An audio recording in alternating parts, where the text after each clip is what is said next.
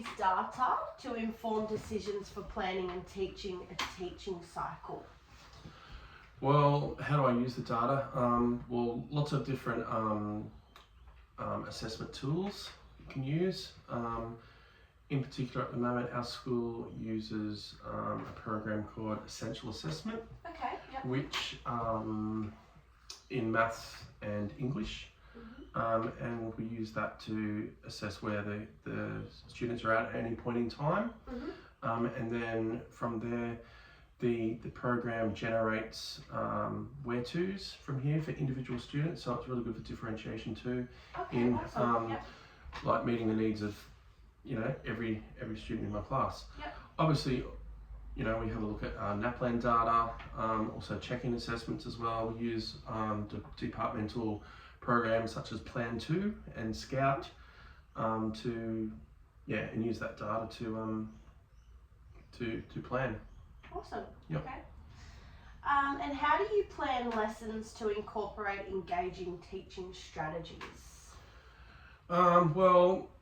There's a big push at the moment with explicit teaching. Our school's really focusing on explicit teaching. So when it comes to explicit teaching, engaging students, obviously it's good to start with clear learning goals and success criteria, which the students, are very clear with at the start of every lesson.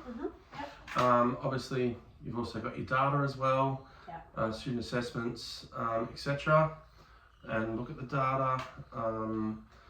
I think you also need to have an understanding of the students' needs in your class as well. So, consider factors such as prior knowledge, their interests, their socio-emotional needs as well. From there, I guess you can plan your lessons. Technology plays a big part. Obviously, to make lessons engaging, kids these days have sort of an innate connectedness to technology. They know more than I do. Oh yeah, absolutely. So, definitely incorporating technology to engage the students, to boost sort of their learning experiences as well. And I think it's also important as a teacher to reflect on your lesson and your teaching manner. And see what worked well and maybe what didn't. That's right. If it didn't work so well, adjust it, so it's more engaging next time, I guess. Also, I guess, collaborating with your colleagues as well. What works well for them, you can maybe use in that classroom, but every classroom is different. Every class has their own specific needs, so it really is up to the teacher to they do whatever works best for their particular cohort. Awesome. Okay, and how do you select and use a variety of assessment tools and practices, including feedback? Okay. Sorry, can you read that one again? Yeah, I can. No worries. How do you select and use a variety of assessment tools and practices, including feedback? Okay. I guess some of the programs I mentioned before, but feedback is really important in the classroom. You can give your feedback there and then, so using summative and formative assessments.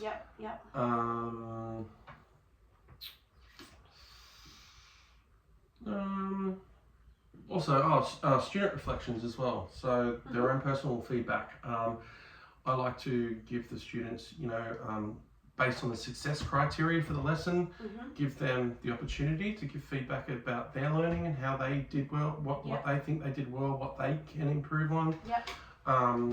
Peer feedback I also use a lot. Again, I give the students the success criteria and they discuss the success criteria and go through their work with each other to see whether they have, met all the success criteria as well. So that's a lot of good feedback as well. And would that also go into how you're planning your lessons for? So it all sort of ties in, doesn't it? So through all that feedback from teacher and peer, again, it's all part of the planning process for upcoming upcoming lessons. Yep. Again, what works, what Yep. doesn't work, Yep. adjust it to suit. Yep. Yep. Cool. And how do you make judgments on the quality of student work and engage in moderation practices? Okay, well, obviously, again, different types of formative assessments, quizzes, polls, things like that, and then you've got your summative assessments, you know, actual tests, exams, Yep. things like that. Yep. Analysis of data, Mhm. again, feedback, these all sort of Yeah. are all related, they're all Yeah. tied together. Yeah. Again, personal reflections, myself, Mhm. something I do in my class, I have what's called a quality workbook, Okay. and those kids, they're able to, every week they get to choose something that they would put into their quality workbook. So they get to choose what goes in there, something they think is quality. It They've could be done really well. yeah, Oh, in any okay. area. Yeah.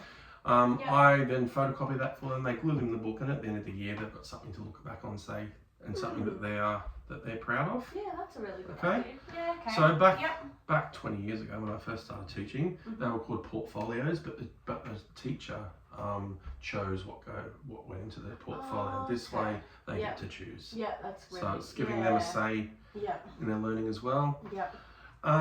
Did you mention monitoring? Yes. Yeah. Okay.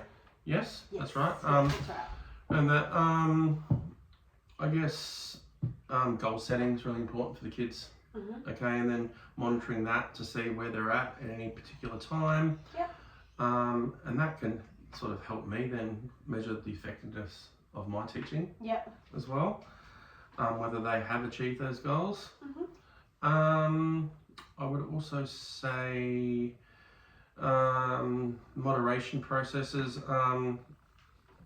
I guess discussing with the colleagues as well. Yeah. Yep. Okay, what works for Definitely, them? What yeah. works for them?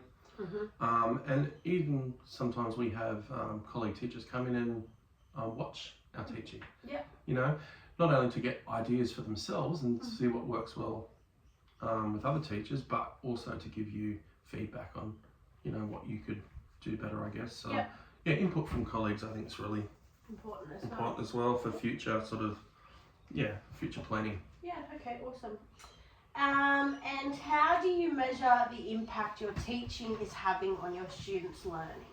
How do I measure that impact? Yes.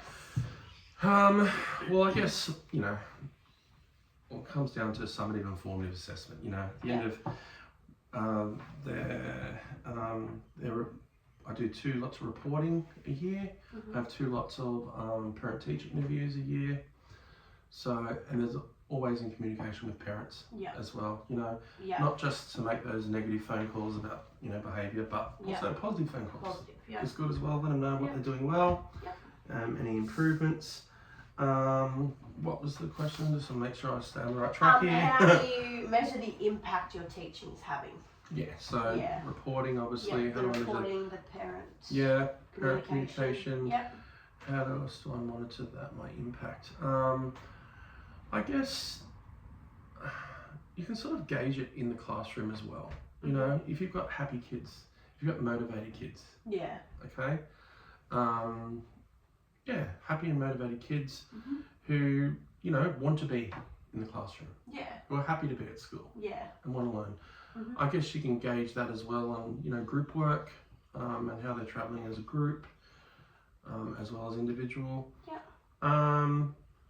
And I guess over time as well, so sort of longitudinal tracking. So over the years, sort of seeing their growth. Yeah. Yeah. That sort of, you know, I'm able to track how I'm doing then Okay. in their growth. Yeah. Yeah. Perfect. I mean, you can look at engagement rates and things, so like attendance. Yeah. If their attendance is good, you know, Yeah. you tend to the students do better.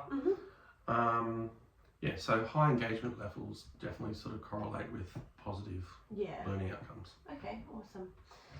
And this is a personal question for you. Okay. What motivated you to become a teacher? Quite a broad one. Yeah, I could, you know, I could be all day, but I guess I always wanted to become a teacher, even when I was in primary school. because I think I respected and looked up to my teachers, because I actually in primary school really loved learning myself. Yeah. And I think I always wanted to be a teacher. Yeah. Then going through uni, I sort of, I'll be honest, I didn't love the study as much. The actual, being university lectures and whatever was not interesting to me. Yeah. Getting into the classroom and doing those pracs Yeah. was when it sort of cemented, yes, Yeah. That you wanted to do. this is what I want to be doing. Yeah. This is the job that I want. Yeah. Yeah. So I guess, being in there and doing, and just now as a teacher, why I'm still doing it, is I love seeing the growth from students. You know, from start of the year to end of the year, from kindergarten to year 6. Yeah. Just watch them It's grow. rewarding. It is very rewarding. Yeah. And I guess overall the best thing is then hearing, now that I've been teaching for 23, 24 years, hearing success stories of kids who are now, or sort of in their 20s, Yeah. and what they're up to now, and they're all, successful in their chosen field, and that's really nice to see. And then coming up to me and just saying, oh, hey, Mr. Faulkner, I remember when, Yeah. So those moments definitely make it worthwhile. Yeah, for sure. Yeah. Mutual feelings. Yeah. And how do you determine the differentiation strategies you may use for different students? How do I determine? How do you determine, what differentiation strategies you're going to use? Okay. There's a lot that goes into this. This is still something that I'm finding challenging myself at times, just because I have a composite class this year. I mean, that in itself isn't a problem, but in having a having year 5s and 6s in the one classroom, and what varying abilities, I've got some students probably working at year 9 level, I've got some students working at year 3 level. Yeah. So, how do you do that? Well, pretty much, you sort of you teach to the majority, like the stage where most kids are at, and then you extend, your extension kids with similar type focus, but you maybe look up, the next stage outcome for that, for those kids that need extending. Kids obviously who are working towards, look at the outcomes below, and give them, it's all about not having separate work for everyone, but sticking to the same idea or concept, and just changing it slightly to suit their needs. To suit their needs, perfect.